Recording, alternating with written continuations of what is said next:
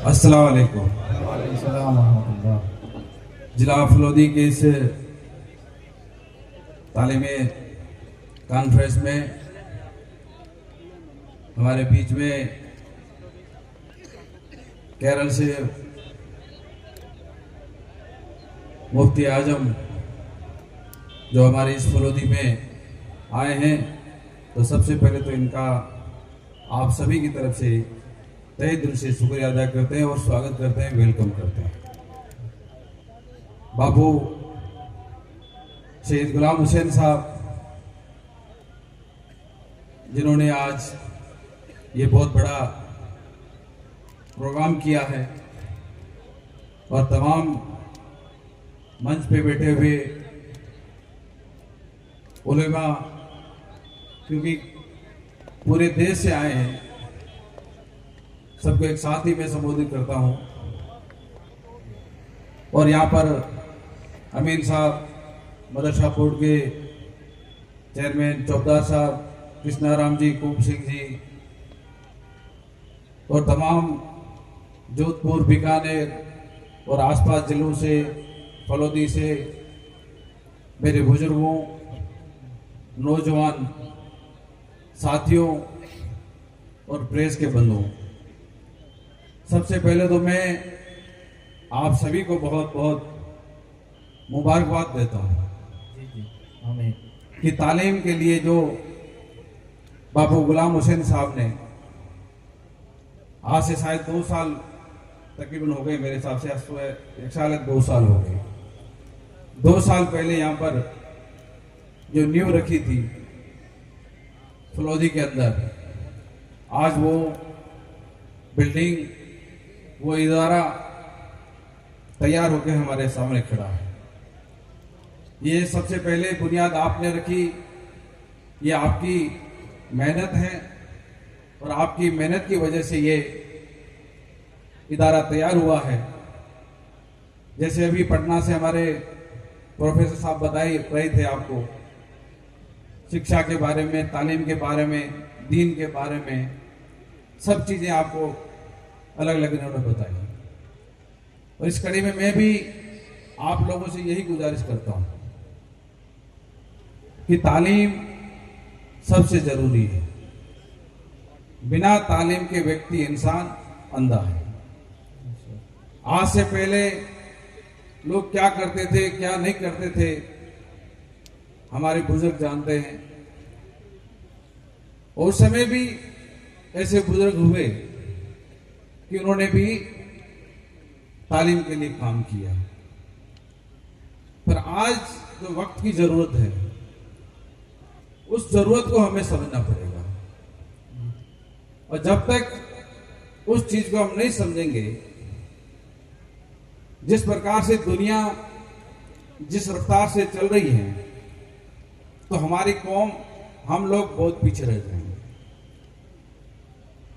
पहले, आज से पहले लोग अपना जीवन यापन खेती करते थे या भेड़ बकरी चरा करके यापन करते थे, पर आज वो जमाना बदल गया है। आज वो जमाना नहीं रहा कि हम अपना गुजारा, हमारा अपना परिवार का भरण पोषण सिर्फ भेड़ बकरी से कर सकते हैं, ऐसा नहीं होगा।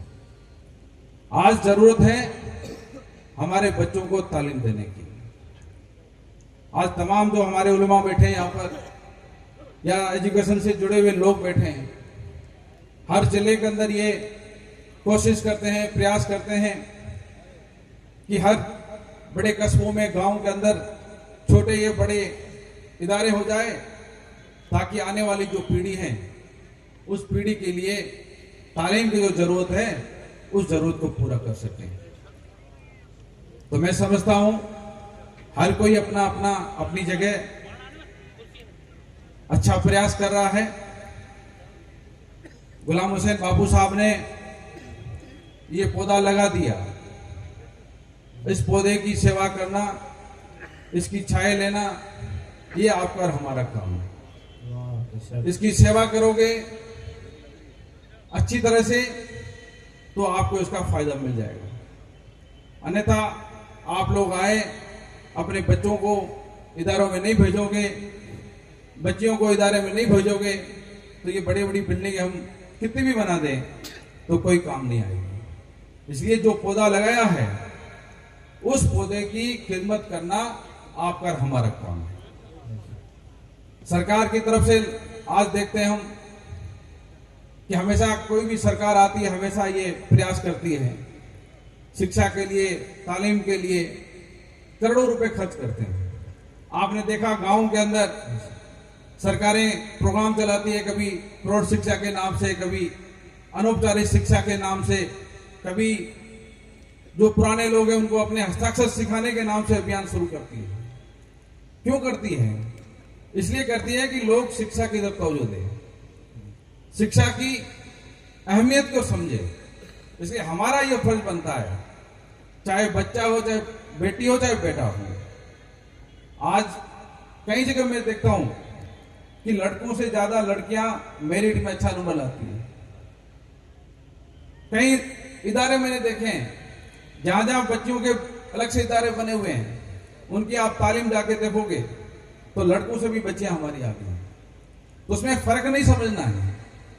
जिस तरह से हमारे बेटे को तालीम दे रहे हैं दीनी और दुनियाई, उसी तरह हमें हमारी बेटियों को भी दीनी भी तालीम देनी है और दुनियाई भी तालीम देनी है। दोनों तालीम देंगे तभी हमारा समाज जो है आगे बढ़ेगा। अभी प्रोफेसर साहब ने जो बात कही राजस्थान के बारे में, ये वो समय सही कह रहे थे। कई ऐसे इलाके थे जहां लोगों को पीने का पानी नहीं मिलता था। लोग ऐसे इलाकों में रहते थे जहां सांप काटते थे, बिच्छू काटते थे। आज माशाल्लाह सब चीजें अच्छी है, पर वो समय भी था। तो आज वो समय बदला है। इसलिए जब तक हम अपने बच्चों को, आज हर माँ बाप का यह फर्ज बनता है कि हम हमारे बच्चों को अच्छी तालीम दें। मुझे जब मौका मिला तो मैंने भी ये प्रयास किया। अभी चौबदार साहब बैठे हैं, अभी तक इनका समय चल रहा है, अभी ये मदरसा बोर्ड के चेयरमैन हैं। उस समय में हमने सरकार से प्रयास किया था कि माइनॉरिटी के लोग एजुकेशन में पिछड़े हुए हैं और सरकार जब तक इसमें मदद नहीं करेगी तो समाज आगे नहीं बढ़ पाएगा। तो पहली बार मुफ्ती साहब हमने ये शुरुआत की हमारे बच्चों के लिए। जब माइनॉरिटी इलाके हैं वहां पर हमने 22 करोड़ के लिए आवासीय विद्यालय हमने खोले। पूरे राजस्थान के अंदर हमने 35 या 36 ऐसे आवासीय विद्यालय खोले, बालकों के लिए अलग और बालिकाओं के लिए अलग। और आज मुझे खुशी होती है जब मैं उन आवासीय विद्यालयों को देखता हूं, उन बड़ी बड़ी इमारतों को देखता हूं, और मैं कई बार उनके अंदर जाकर उनके बच्चों से भी पूछा है। तो माशाल्लाह हर अभिभावक चाह रहा है कि मैं अपने बच्चे को उस विद्यालय के अंदर एडमिशन दिलाऊं। आज यदि वो आवासीय विद्यालय तैयार नहीं होते तो क्या वो बच्चे वहां पर पढ़ते क्या? मदरसों के लिए हमने प्रयास किया कि हमारे लोग गरीब हैं, हर कोई हर जगह बिल्डिंग तैयार नहीं कराता, कोई कच्चे बस झुंपड़ियां बना करके मदरसे चला रहे थे। हमने सरकार से प्रयास किया कि जो प्राथमिक हमारे मदरसे हैं उनको 15 से 15 लाख रुपए की मदद दी जाए। जो 8वीं तक के हैं उच्च प्राथमिक के, उनको 25 लाख की मदद दी जाए। पहले क्या होता था, सिर्फ बच्चों को एक अलमारी दे दी, दरी पट्टी देगी दी और इसी से काम चलाते हैं। पर हमने प्रयास किया, आज वो शानदार बिल्डिंगें आप बाड़मेर के अंदर देखें, चाहे जोधपुर में देखें, चाहे फरोदी में, बीकानेर, चाहे जैसलमेर, इस तरह पूरे राजस्थान के अंदर आज कई जगह इस तरह की बिल्डिंगें तैयार हो चुकी हैं। इसलिए आगे भी हम सबका ये फर्ज बनता है। आज कई लोग हो सकता है हमें भी टोकते हो कि ये पॉलिटिशियन लोग समाज में बैठे हैं, ये लोग एजुकेशन के लिए काम नहीं कर रहे हैं, तालीम के लिए काम नहीं कर रहे हैं। उनकी बात हो सकती है हद तक सही हो, पर हम अपनी जगह ये सही है कि हमारा जो प्रयास है, हमारी जो कोशिश है हम करते हैं।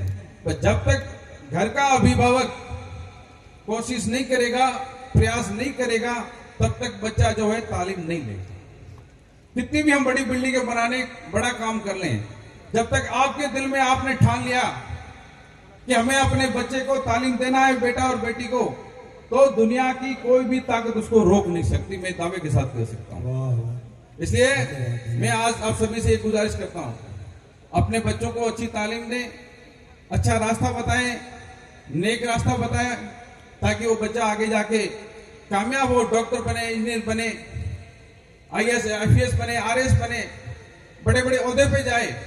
और जब वो बड़े ओहदे पे जाए हम देखें तो आप माँ बाप और समाज और सबको कितनी बड़ी खुशी होती है कि देखो फला आदमी, फला बच्चा, उस बाप का बेटा आज तक कामयाब हुआ है, फला इंजीनियर बन गया, फला डॉक्टर बन गया, फला वो बड़ा अधिकारी बन गया।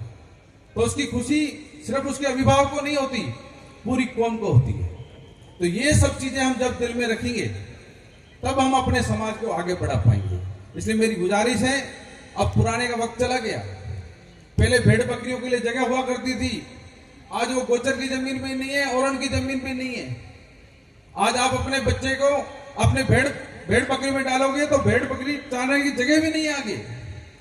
इसलिए सोचो कि हमें वक्त के साथ बदलना पड़ेगा, वक्त के साथ चलना पड़ेगा। जिस स्थिति में, रफ्तार में वक्त चल रहा है उस चीज को हमें समझना पड़ेगा।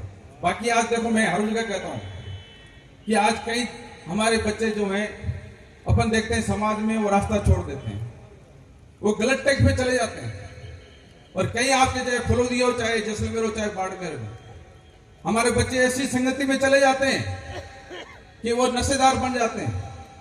आज अत्तानी अच्छे से नशे करते हैं, आप और हम सोच भी नहीं सकते। और जो व्यक्ति, जो बच्चा इस नशे के अंदर घुस जाता है तो उसका पूरा परिवार बर्बाद हो जाता है। ये आप और हमारे आंखों देखी बात है। बच्चे को रास्ता कौन दिखाएगा? यदि वो गलत रास्ते पे चल रहा है तो उसको कौन टोकेगा? आप और हम भी तो टोकेंगे कि हमारा बच्चा, आपको पता है कि मेरा बच्चा क्या कर रहा है, सही रास्ते पे चल रहा है या गलत रास्ते पे चल रहा है। उसको अच्छा रास्ता कौन बताएगा? आप और हम भी तो बताएंगे। यदि इसमें ऐसा रहे कि कोई नहीं कहेगा, मैं भी नहीं कहूं, आप भी नहीं कहूं, तो वो बच्चा सही रास्ते पे नहीं जाएगा। ये सच्चाई है। इसलिए आप लोग, जिम्मेवार लोग बैठे हो यहां पर, हर अपने घर की आप स्थिति देखते हो और आपको पता है कि मेरा बच्चा किस रास्ते पे चल रहा है। इसलिए ये जो रास्ता है, ये भी रास्ता समाज को पीछे धकेलता है।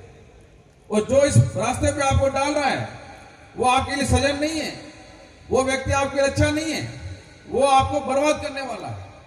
इसलिए कोशिश हमेशा ये करो कि आप अच्छे रास्ते पर अपने परिवार को, बच्चों को चलाओ। गलती इंसान से होती है, पर गलती के बाद में भी व्यक्ति अच्छे रास्ते पे जाता है तो उसको कहीं न कहीं अच्छा मार्ग मिल जाता है। इसलिए ये मैं लंबी बात नहीं कहूंगा कि ये जो आज इदारा तैयार हुआ है, बापू सैयद गुलाम हुसैन साहब की मेहनत है। ये बापू सैयद गुलाम हुसैन साहब की मेहनत है और उसी मेहनत की वजह से आज ये बिल्डिंग तैयार हुई है। और मुझे विश्वास है कि आप लोग जो है इस तालीमी कॉन्फ्रेंस के अंदर जो आए हो, अच्छी सीख लेके जाओगे, अपने बेटे और बेटियों के लिए तालीम के लिए यहाँ भेजोगे। और जहाँ भी जरूरत पड़े गांव में, कस्बों में इस प्रकार के छोटे छोटे इदारे भी तैयार करोगे। बापू का हुक्म है कि भाई इसमें आप भी, तो मुझे तो आपने कह दिया जो आप ही कर लो, मुझे कहने की जरूरत नहीं है। इसलिए अच्छी बात है, मैं पिछली बार नहीं आ पाया यहाँ पे, तो आपने कहा अब आपकी फकीर साहब के नाम से बड़ा हॉल होना चाहिए, तो जो भी आप कहोगे वो हम फकीर साहब के लिए नाम से भी एक बड़ा हॉल तैयार हो जाएगा यहाँ पे। नारे तकबीर, नारे रिसालत, नारे रिसालत। और इंशाल्लाह आगे भी जहाँ भी ऐसे इदारों की जरूरत है, आप सब लोग साथ खड़े रहो और इस प्रकार के तालीमी इदारे तैयार करो ताकि हमारी कौम आगे बढ़े। आप लोगों ने यहाँ पर आए यहाँ पर हमें जो आपने यहाँ पर इज्जत दी, उसके लिए आप सभी का, खास तौर से बापू गुलाम हुसैन साहब का बहुत बहुत शुक्रिया अदा करता हूँ। साथ में जो पूरे देश भर से हमारे मुफ्ती और उलेमा आए हैं, उनका भी तहे दिल से शुक्रिया अदा करता हूँ कि राजस्थान के इस दूर दराज इलाके को आपने आके देखा है। जरूर आपने जो यहाँ पर बात कहेंगे, आपकी बात से अच्छी सीख लेंगे और कहीं कि हमारे राजस्थान के लोगों के लिए, फलोदी, जैसलमेर, बाड़मेर और जोधपुर संभाग के लोगों के लिए अच्छी सीख मिलेगी। और एक बार पुनः आप सबका बहुत बहुत दिल से शुक्रिया। अल्लाह हाफिज।